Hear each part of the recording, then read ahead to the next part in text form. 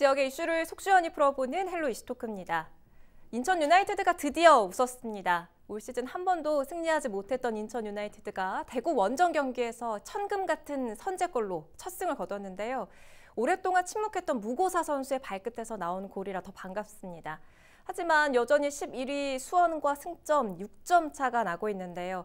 과연 인천이 수원을 잡고 강등에서 탈출할 수 있을지 오늘 짚어보겠습니다. 손철민 축구 해설 그리고 김혜원의 스포츠니어스 기자와 함께합니다. 두 분 어서 오세요. 네, 안녕하세요. 반갑습니다.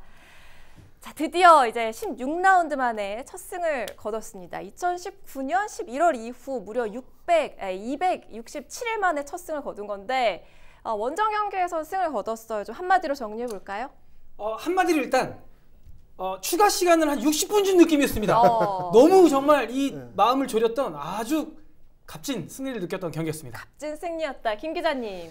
이 경기 이제 끝날 때쯤에 뭐 인천의 벤치를 보니까 정말 들썩들썩하고 빨리 이제 끝났으면 좋겠다라는 그런 분위기가 있었는데 네. 결국 이제 대구를 상대로 원정에서 1대0 승리를 거두면서 16경기 만에 승리를 거뒀습니다.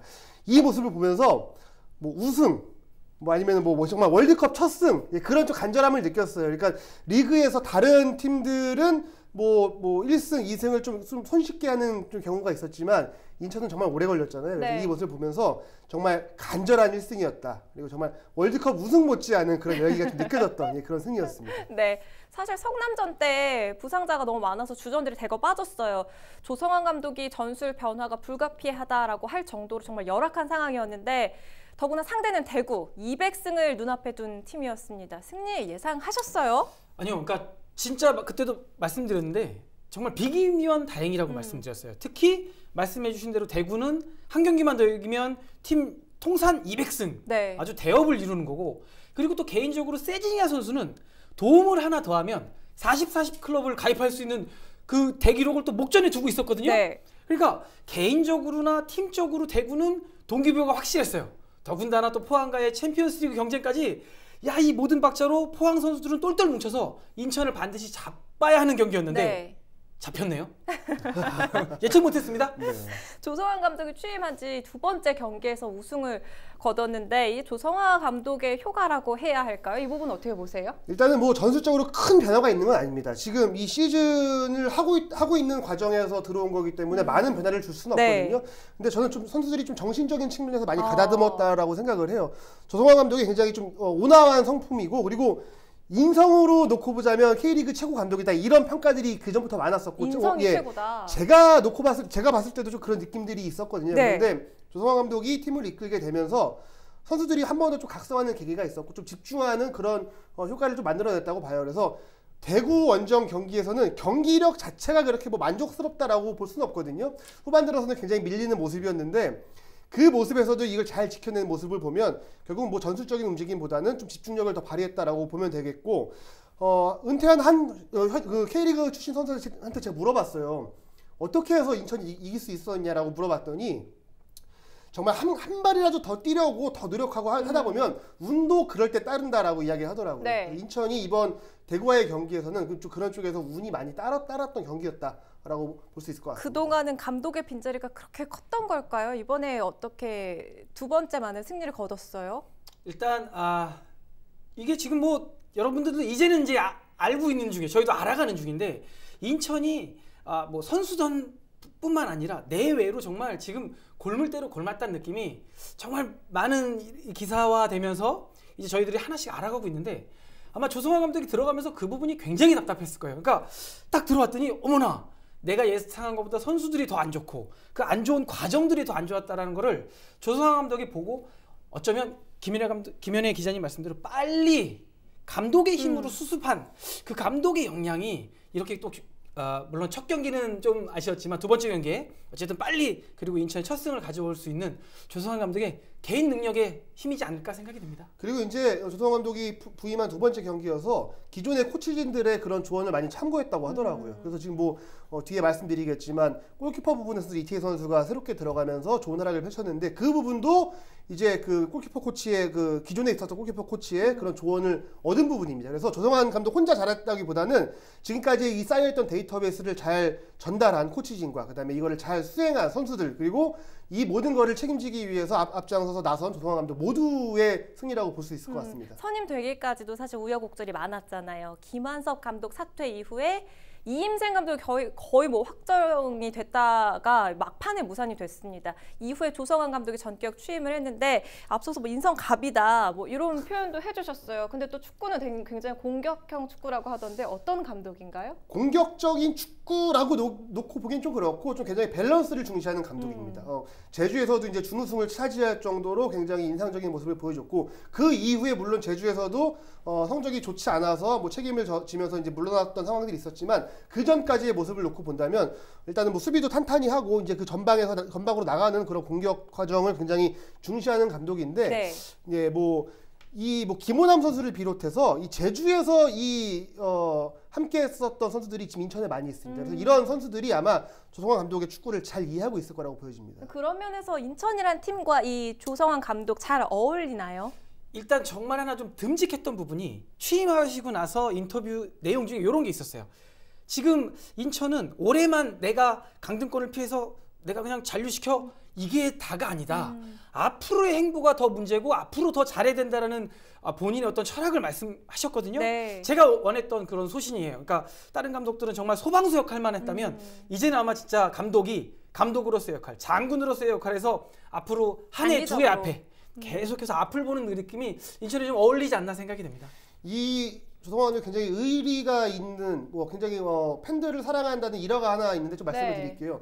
제주에 있을 때 당시에 제주 유나이티드가 연고지를 좀 용인 쪽으로 옮기려고 한번 알아본 적이 있었거든요. 당시에 선수들한테 다 물어봤다고 하더라고요. 구단에서. 왜냐면은 좀 약간 선수들의 의견도 물어봐야 되니까. 그래서 물어봤더니 선수들의 대부분이 우리는 연고를 옮기면 더 좋겠다라고 얘기를 했다고 하더라고요. 왜냐면은 제주도에 있는 것보다는 수도권에 있는 게 훨씬 더 선수들이 왔다 갔다 하기 좋잖아요. 그런데 그때 조성환 감독이 그 이야기를 듣고 야 너희들은 정말 지금 잘못 생각하고 있다. 지금 이런 이야기를 들으면 제주 팬들이 뭐라고 생각을 하겠느냐라고 굉장히 질타를 했다고 하더라고요. 그만큼 이 팬들에 대한 좀 각별한 애정을 가지고 있고 의리가 있는 그런 감독이라고 볼 수 있겠죠. 이번 대구 원정 경기를 좀 짚어보죠. 그동안 침묵했던 무고사가 골을 넣었다는 점에서 좀 의미가 있는데 이걸 좋은 시그널로 볼 수 있을까요? 무고사 경기력 어떻게 평하세요? 일단 무고사가 선제 결승골로 이겼는데 요 앞에 또 재밌는 장면이 하나 있어요. 네. 무고사가 8분께 때 넣었어요. 아길라루가 골을 넣었거든요. 네. 근데 그게 이제 무고사의 파울로 해서 이제 취소가 됐는데 그 골은 오른발이었어요. 근데 결승골은 이준석의 패스를 받은 왼발골이었어요. 오른발 왼발이 지금 조준이 다 됐다는 소리예요. 이제 0점 맞춰졌어요. 이제 사격판에 쏘기만 하면 되는 거예요. 장전 끝났습니다. 이제 앞으로 경기를 두고 봐야 돼요. 앞으로 경기 정말 볼만할까요? 무고사 선수의 활약. 네, 이제 결국은 인천이 살아나려면 무고사가 결국은 해줘야 되거든요. 지금 뭐 케인제 선수도 팀을 떠났고 그리고 이제 새롭게 들어온 구스타보 선수도 이게 뭐 적응이 아직은 좀 더 필요하다고 하지만 주변에서 들리는 이야기로는 좀 쉽지 않을 것이다. 좀 경기를 소화하는 게 쉽지 않을 것이다라는 평가들이 많이 있는데 결국은 무고사가 해줘야 됩니다. 최근 들어서 좀 지원학 선수들이 약간은 조금 침체된 모습을 보여주고 있는데 그런 면에서 무고사 선수의 이번 득점은 굉장히 인상적이었고 무고사 선수가 올 시즌에는 그렇게 지난 시즌보다 많은 골을 터뜨리지 못하고 있거든요. 본인 스스로도 좀 부활할 수 있는 그런 중요한 골이지 않을까 싶습니다. 이렇게 선제골을 넣었다는 것도 고무적인데요. 사실 인천의 경우는 선제골을 넣고 그걸 지키지 못해서 늘 상대한테 골을 허용한 바 있었죠. 이번에는 그렇지 않았습니다. 수비가 좀 달라졌나요? 네, 그러니까 뭐 전술적으로 변화라기보다는 정말 많이 뛰더라고요. 김현수 선수가 후반에 뭐 8분 정도에 이제 교체가 됐거든요. 근육 경련을 그때 느꼈습니다. 그래서 뭐 많은 분들은 아니 축구 선수가 뭐 50분 뛰었다고 뭐 이렇게 근육 경련 일어나? 라고 물어볼 수도 있겠지만 그만큼 굉장히 습한 환경에서 좋지 않은 환경에서 열심히 뛰어줬다라는 그런 의미겠고 그리고 이제 대구전에서 세징야 선수가 한 70m를 단독 돌파해가지고 슈팅을 때리는 장면이 있었는데 그 장면을 이태희 선수가 얼굴로 막아냈습니다. 그래서 그 모습을 보니까 이 선수들이 오늘은 절대 실점하지 않겠다라는 그런 각오가 느껴졌던 집중력이 느껴졌던 경기였습니다. 그래서 그런 쪽에서 수비가 잘 안정화됐다라고 보면 좋을 것 같습니다. 얼굴로 막아냈다. 이렇게 골키퍼에 대한 칭찬도 많은데요. 한마디로 이태희의 선방 쇼였다 이런 평가가 많이 나오고 있습니다. 이태희 선수 어떤 선수예요? 일단은 올 시즌은 이게 첫 경기라는 게 좀 아쉬울 정도로 인천에서는 우리 기자님하고 여담을 나눴는데 인천 골키퍼들은 다 고만고만하거든요. 그러면 출전 기회가 좀 이렇게 균등해야 되지 않나 싶을 정도인데 이태희가 첫 선발이었단 말이죠. 기회를 잡지 못했었군요. 그렇죠. 근데 아까 말씀해 주신 대로 이제는 인천의 그 골맞던 부분이 조금 치유가 되는 부분이 골키퍼 코치가 이런 데이터를 제시한 거죠. 그랬더니 감독이 그래 그럼 선발이야. 이런 부분이 이태희도 아마 날개가 달린 거죠. 왜냐면 내가 형들하고 훈련 열심히 했는데 내가 이런 부분에는 분명히 연습 과정에서 형들보다 나았는데 내가 못 나오네. 참다 보면 이태희도 의기소침하거든요. 그렇죠. 근데 골키퍼 코치가 태희야 너 선발이야. 내가 감독님께 적극 권유했다. 내가 가서 보여줘야 되겠다. 사기가 확 올라가겠죠. 이태희 보세요. 28개 중에 11개를 선발 슈퍼 세이브가 7개거든요. 네. 제가 인천 선수들 중에 또 골키퍼를 유독 좋아하긴 하지만 이태희 선수의 콧대가 한 2cm 정도 이렇게 더 올라가지 않았나 생각이 됩니다. 또 이렇게 인천의 장점이 결국은 장점이자 단점이 골키퍼거든요. 왜냐면은 이 세 명의 선수가 굉장히 기량이 고릅니다. 그러니까 어느 한 선수가 좀 떨어지는 부분도 없고 그렇다고 특출나게 나온 부분도 그렇게 많지는 않아요. 그래서 어떤 선수가 나와도 좀 제 몫을 해주는 그런 상황이었는데 이태희 선수가 지난 시즌에는 제법 많이 나왔거든요. 그런데 올 시즌에는 정산 선수와 이제 김동원 선수한테 밀려서 못 나왔습니다. 그래서 본인 스스로도 이 경기에 대해서 많이 준비를 했던 것 같아요. 내가 이번 기회에 보여줘야 또 새롭게 도약할 수 있다라는 게 있는 것 같고 이렇게 이태희 선수가 활약을 함으로써 김동원 선수라던가 그다음에 뭐 최근에 약간 부진하긴 했지만 정산 선수라던가 이런 선수들이 같이 또 이제 집중력을 발휘하는 거거든요. 굉장히 이제 시너지 효과를 얻을 수 있는 그런 장면이었고 이태희 선수가 청소년 대표팀 시절에는 대표팀에서도 넘버원 골키퍼였습니다. 네. 그래서 그 이후에는 다소 불안한 모습들이 좀 있었지만 이번 경기를 통해서 본인의 이름을 더 많이 알렸고 그리고 인천에서도 본인의 더 입지를 다지는 그런 경기가 됐습니다. 이런 선수를 기용하는 것도 이 감독의 역량이라고 볼 수가 있겠죠. 성남전 그리고 이번 이 대구전 선수 기용에 있어서 조성환 감독만의 좀 차별성이 보이나요? 일단 재밌었던 거는 경기 중에 처음에 이제 전반은 3백으로 백3로 나왔다가 선수들이 갑자기 예기치 않은 부상, 이름 교체로 되니까 백포로 급격하게 전환을 했고 그 다음에 날이 덥다 보니까 중간에 이제 쿨링 타임이 있거든요. 네. 선수들이 이제 공식적으로 경기를 중지하고 물을 먹는데 그때 다시 그 백포에서 김성주를 올리고 문지한을 올렸다 냈다 하는 거를 한 2번 정도로 이렇게 급변하는 게 좀 눈에 보였어요. 그래서 그러면서 조선함들이 계속 카메라에 이렇게 걸리는 거예요. 막 나와서 지시하는 모습이. 그러니까 예전 같으면 가만히 이렇게 좀 지켜보던 그런 감독과 달리 적재적소에 카멜레온처럼 아주 빨리빨리 선수들을 변환하면서 하는 모습이 보시는 분들이 보시기에도 아마 굉장히 좀 재밌었을 거예요. 네. 이런 거 뭐 감독의 센스다 이렇게도 분석해 볼 수가 있겠죠. 네, 그렇습니다. 그리고 조금 저는 앞으로가 더 궁금하고 기대되는 부분은 이 대구전은 본인이 의도한 교체 카드는 사실 없었습니다. 왜냐면 다 부상이었고 그 다음에 뭐 머리를 좀 다쳐가지고 피를 흘려서 교체를 했고 그 다음에 근육 경련이 있어서 교체를 했는데 이 세 장의 교체 카드를 온전하게 본인의 의지대로 썼을 때는 어떤 모습을 보여줄 것인가가 굉장히 궁금해지거든요.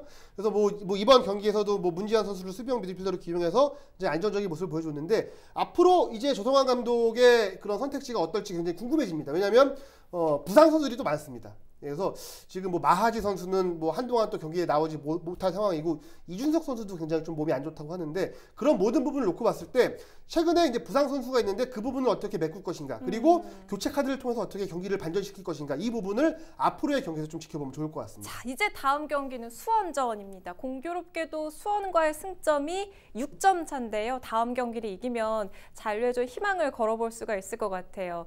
현재 수원 상황은 어떤가요?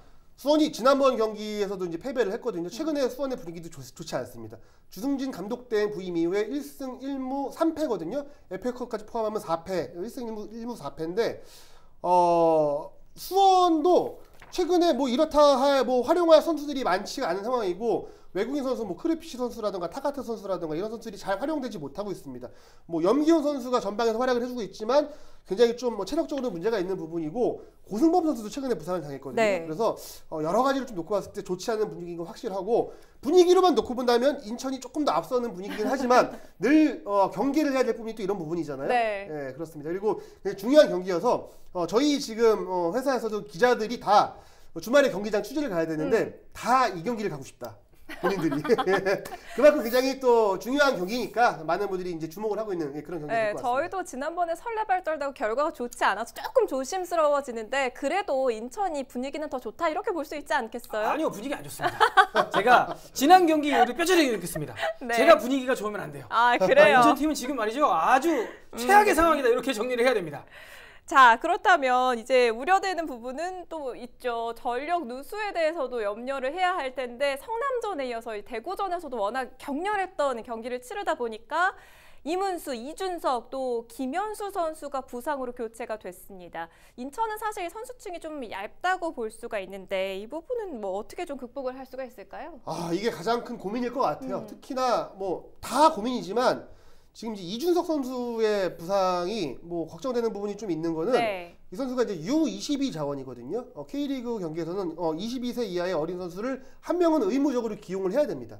만약에 기용하지 않을 경우에는 교체 카드를 3장에서 2장으로 줄이는 건데, 줄이는 그런 규정인데, 이준석 선수가 빠짐으로써 한 명의 어린 선수를 그라운드 안에 투입을 시켜야 되는데 그게 누가 될 것인가? 이 부분은 굉장히 고민이 될 것 같아요. 왜냐하면 보통 최근에 K리그에서 이렇게 U22 자원을 전반에 기용했다가 한 30분 만에 빼는 경우가 많거든요. 그만큼 다른 지금 선수층이 두터운 팀에서도 이 자리가 고민인데 인천으로서 이 지금 이준석 선수의 그 빈자리를 어떻게 메울 것인가, 아니면 이준석 선수가 조금 더 톤을 발휘해서 경기에 나설 수도 있어요. 근데 네. 그렇다면 또 경기력은 어떨 것인가, 이 부분을 가장 많이 좀 고민을 해야 될 것 같습니다. 부상 선수가 많아 염려되는데 이번 수원전에서 가장 우려되는 게 뭐예요? 일단은 기자님께서 말씀해 주신 대로 지금 젊은 선수를 반드시 교행한다는 부분이 인천한테 좀 큰 짐이 되는데 이 부분에 대해서 이준석이 나오고가 안 나오고가 말씀드리기 굉장히 어렵지만 특히 하나 좀 수원전에서 기대가 우려가 되는 부분은 인천의 공격 자원이에요. 지금 아길라르 같은 선수는 보셔서 여러분들이 보셔서 아시겠지만 후반전에 교체를 해줘야 될 만큼 갑자기 주력이 확 줄어드는 선수거든요. 근데 이렇다 할 교체 자원이 없어요. 그 얘기는 뭐냐면 후반전에 대구전에 인천이 여유롭게 갈 수 있는 방법 하나가 완벽하게 수비를 하는 것도 있지만 그만큼 골을 더 넣으면 더 완벽하게 수비를 힘 안 들이고 할 수 있는 건데 네. 교체에 나오는 선수가 그렇게 화력이 좋지 못하다. 그러니까 맨날 소총부대라는 오명 아닌 오명을 쓰고 있는 인천. 이게 수원전에서 또 걱정해야 될 부분이에요. 네. 나와봐야 송시우, 나와봐야 지현학. 이런 얘기가 아마 조성환 감독 또 우리들이 가장 안고 가야 되는 그런 수원의 우려감이 있지 않을까 생각이 듭니다. 그래도 이 간절히 바라던 첫 승인 만큼은 여느 승리와는 다를 겁니다. 아마 팀 분위기도 많이 달라졌을 텐데 좀 종합적으로 여러 면을 좀 다 고려했을 때 인천의 잔류 가능성 어떻게 좀 올라갔다고 보세요? 아주 많이 올라가진 않았지만 근데 일단 그건 있어요. 이번 수원전을 놓치게 되면 이제는 정말 어려워지는. 그 끈을 좀 놔야 되지 네. 않나라는 생각이 들어요. 특히 이번 경기에서 포항이 부산을 잡아주고 서울이 광주를 잡아주면 인천하고 그 7위까지 승점차가 8인가요? 근데 어쨌든 5점 안으로 줄어들거든요. 네네. 그러니까 인천이 수원뿐만 아니라 그 위로도 올라갈 수 있어요. 근데 그 전제 조건은 인천이 반드시 수원을 잡아야 되는 거지 그렇죠. 비겨서는 안 되거든요. 네. 반드시 필승을 해야 되지만 분위기가 안 좋습니다. 잔류 가능성 좀 점쳐볼까요, 김 기자님? 다음 주에 하면 안 되나요? 왜냐면 지금 시기가 워낙 있어요? 지금 수원과의 경기가 중요하기 때문에 네네. 이 경기에 따라서 가능성이 훨씬 높아지거나 아니면 아예 줄어들거나 이렇게 될 것 같아요. 그래서 그만큼 수원전이 중요하다라는 말씀을 좀 드리고 싶고. 우리는 반드시 수원을 잡아야 하는 것이고. 그렇죠. 그리고 이제 인천이 늘 이런 중요한 상황에서는 결국 정말 마지막 기회다라고 하면은 그때 꼭 잡았거든요. 네. 그런 면에서 놓고 봤을 때는 수원과의 경기에서 집중력을 정말 발휘할 걸로 보여지고, 한 가지 변수가 있습니다. 지금 K리그 1이 16라운드까지 했잖아요. 네네. 근데 22경기, 그러니까 22라운드까지 하지 못하면 이게 취소가 될 가능성이 있어요. 지금 코로나19 여파 때문에 22라운드까지는 해야 올 시즌의 경기에 다 기록이 인정이 되거든요. 그런데 지금 최근에 수도권에 이제 코로나가 조금 다시 확산이 되면서 이게 지금 리그를 한 해 만에 이런 이야기들이 나오고 있는데 그런 변수가 있다라는 말씀을 좀 드리겠고, 네. 물론 인천 팬이라고 해서 그 전에 리그가 중단돼서 우리가 잔류하자 이렇게 말씀하시는 분들은 없을 거라 생각을 합니다. 일단 변수라는 점을 말씀드리고, 전에 끝나건 이후에 끝나건 확실한 거는 11위를 벗어나고 좀 생존할 수 있는 자격을 좀 미리 얻었으면 하는 바람이 있습니다. 네, 그리고 짧게 더 여쭐게요. 코로나19 변수도 있겠고요. 최근에는 이천수 전력 강화 실장도 사퇴를 했습니다. 이게 또 영향이 있을지도 궁금해요. 네, 이제 팀 내부에서는 우리도 다들 책임을 져야 된다라는 좀 분위기가 있는 것 같아요. 그래서 그런 책임감을 놓고 본다면 이천수 강화실장의 뭐 사태가 그래도 선수들한테 좀 더 집중력을 발휘하는 그런 효과가 좀 있을 것으로 보여집니다. 자, 생존왕 인천 유나이티드 드디어 첫 승리를 거뒀는데요. 기분 좋게 우리 다음 경기도 같이 응원을 해보면 어떨까 싶습니다. 헬로 이슈토크 모두 마칩니다. 시청해주신 여러분 고맙습니다.